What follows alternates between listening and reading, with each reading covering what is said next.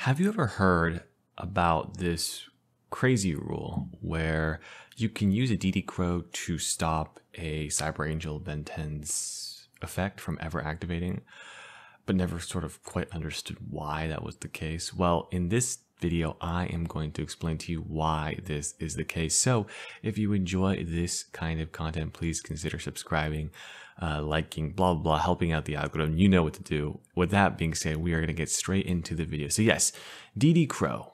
This is sort of the card we're going to talk about. This is one of the most common examples of a card that can sort of stop effects from activating, even though there is nothing on the card that says this. Now, the reason why this happens, and I think it's important to start with the name because that sort of will help you sort of get a picture for what in the world is going on. The reason why this happens is called something called, what I like to call, there's no really official name for it, but what I like to call activation legality as it pertains to the existence of a card. Now, this is a little bit confusing, but basically what I'm saying here is that cards need to exist for their effects to be able to activate. And you might be like, well, that does not make any sense, Yishan. What do you mean by exist? These cards all exist. They're in my hand. You know, what do you mean? What I mean by this is a little more complicated. So we'll get into that. But basically, there are a bunch of ways to use DD Crow. For example, if I have a monster reborn and I target one of my monsters in my graveyard and my opponent chains DD Crow to it, I can't summon that monster. And you might say, well, Yishan, it's because that monster is banished in Monster Reborn special zones from the graveyard. And while that is true, the real reason is actually because the monster that is banished is different from the monster I targeted in the graveyard. The monster I targeted in the graveyard, when it goes from graveyard to banished, that monster actually changes. The monster that is banished is considered by the rules of Yugioh a completely different monster than the monster in the graveyard. So what does that mean? The card in the graveyard just does not exist anymore by game mechanics. And the rule is in Yugioh is that a card needs to exist to be able to activate its effects. Once it activates its effects, even if it doesn't ceases to exist, for example, it goes from the field to the graveyard, once it already has activated effects, that is not going to be enough to negate it by making it ceasing to exist. But it does need to exist before it can activate its effect, right? And another element to this is trigger effects. You'll see this a lot with trigger effects because trigger effects have to wait sometimes to activate their effects, right? Other sorts of effects in the game, quick effects, I activate it, it's activated. Ignition effects is like something like a Drytron. Once I activate it, it's activated, right? Trigger effects sometimes have to wait. So for example, a card like Cyber Angel Benten is a trigger effect because it happens when a trigger is met for specific reasons. It's when it's tributed, right? So I'm tributing Cyber Angel Benten with a Drytron Alpha, let's say, right? And the Drytron Alpha is Chainlink 1. Right, and the Benten was tributed as cost, right? Now, Benten is not Chainlink 2 because trigger effects have to wait, right? Trigger effects have to wait until they're sort of their next available opportunity to activate. So it's not Chainlink 2, right? So you have the Benten in your graveyard, and now I chain DD Crow, right? Because the Benten's already in the graveyard. Boom, I take the Benten, I move it to the banished. Whoops, the Benten that was tributed no longer exists because it went from graveyard to banish. When cards go from graveyard to banish or field to graveyard or hand to graveyard, when they change locations, they cease to exist. So now the Benten in the graveyard just is a totally different Benten. It was not the one that was tributed.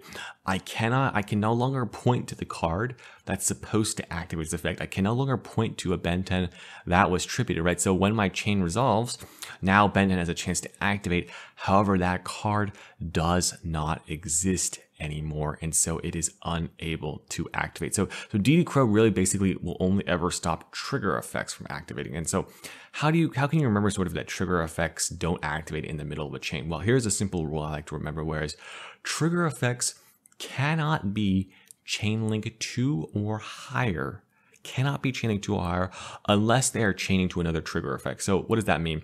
You'll hear this term thrown around sometimes called simultaneous effects go on chain, or SEGOC. Basically, it means that if multiple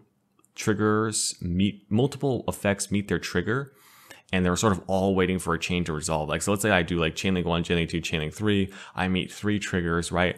Once that chain link has resolved, 3, 2, 1, when I hit the bottom of that chain link, boom, all those triggers will go on a chain, right? So a common thing you'll see is also like I'll normal summon Oviraptor chain Lost World, right? So I am not resolving a chain right now, right? So I just summoned a monster. I have 2 trigger effects that met their trigger. They're going to go on a chain, chain link 1, chain link 2. That's how chain blocking works, right? So trigger effects cannot be chain link 2 or higher unless the trigger, unless chain link 1 or the link below it was a trigger effect, right? So that's sort of one example. Let's go through another example, and then we'll do one more and we'll call it a video. So, okay, let's take another example where maybe I have a Tri-Brigade Karis in my hand, right?